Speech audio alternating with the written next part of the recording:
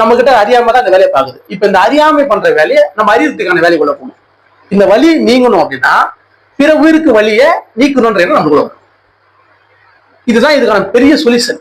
நம்ம அறியாம நீங்கணும் அப்படின்னு ஆசைப்பட்டா பிறர் அறியாமல் இருக்கிறத அவங்களுக்கு எப்படி அந்த அறியாமை நீக்கிட முடியுமா நம்ம கொஞ்சம் பாடுபடணும். இது ஒரு முயற்சி தானே. இந்த முயற்சி நீங்க செஞ்சா என்ன ஆகும்? அவங்க அறியாமை நீங்கும் போது உன்னை அறியாம சேர்த்தே நீக்கிட்டு உண்மைதானே.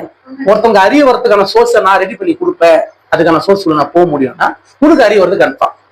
இப்ப நம்ம அறிவுன்றது என்னன்னா ஒரு விஷயம் தெரிஞ்சுக்கிறது, அது எனக்கு அவ்வளவு சாமானியம் முடியாது. ஆனா ஒருத்தர் இருக்கிற ஒரு அறியாமைய, ஒருத்தர் இருக்கிற ஒரு துன்பத்தை, பிறர் இருக்கிற வலிய அதை நான் போக்குறதுக்கான சூழலை இல்ல அதே போல வலி வந்தா எவ்வளவு கஷ்டமா அந்த கஷ்டத்தை பத்தி என்றது இந்த மாதிரி சோர்ஸ் நம்ம அந்த மாதிரி எண்ணத்துல நம்ம போனோம்னா இது முயற்சி.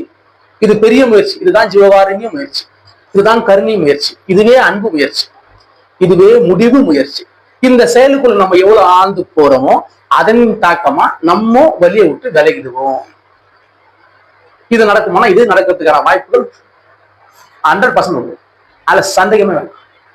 ஏன்னா இப்ப வலி இல்லைன்றதா பிரச்சனை. இவர் எப்படி பண்ணா உங்களுக்கு சோசியல் எப்படி பண்ண முடியும், எப்படி செய்ய முடியும்? ஆனா இந்த வழியில் நீங்க போனா இது நடக்குமா நடக்காது? இது நான் சொல்றேன்னு பாக்காதீங்க, நீங்களே பாருங்க. இப்ப இதெல்லாமே உங்க எல்லாருக்குமே தெரியும். நான் சொல்றது ஃபேக்டான விஷயம் தான். நான் ஒன்னும் புரிய அப்படிலாம் மாத்திலாம் சொல்லல. நம்மளுக்கு ஒரு துன்பம் இருக்குது, இல்ல நம்மளுக்கு ஒரு தெளிவான புரிதல் வேணும், நம்மளுக்கு ஒரு கஷ்டம் இருக்கு, கஷ்டம் நீங்கணும். அப்ப அந்த மாதிரி நம்மளுக்கு ஒரு சூழல் ஏற்படுறதுக்கு மாதிரி இங்க எல்லாருக்கும் அதே சூழலை வாழ்ந்துக்கணும். உண்மையா இல்லையா?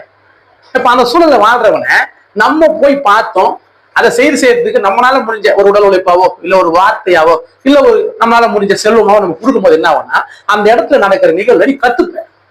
அங்க என்ன நடக்குது ஏது நடக்குது நீ அறிஞ்சிடுவேன், அதை புரிஞ்சுப்ப.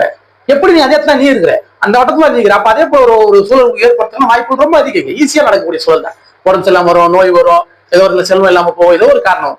இப்ப இதெல்லாம் நம்மளுக்குள்ள வரும்போது அதை எப்படி எதிர்கொள்ளணும் அப்படின்ற ஒரு பெரிய தன்மை நீ புரிஞ்சுப்ப. இதை நீ புரிஞ்சுட்டு என்ன ஆயிடுனா ஒரே விஷயம், அந்த நிகழ்வுக்கு வரத்துக்கு வேலை இல்லாத உண்மைதானே. ஏன்னா முயற்சி பண்ணிருக்கிறேன், அந்த முயற்சி ஒரு கூலி தரும்ல. அது என்ன கூலி? இந்த நிகழ்வே இல்லாத நடந்து போயிட்டே இருக்கும்.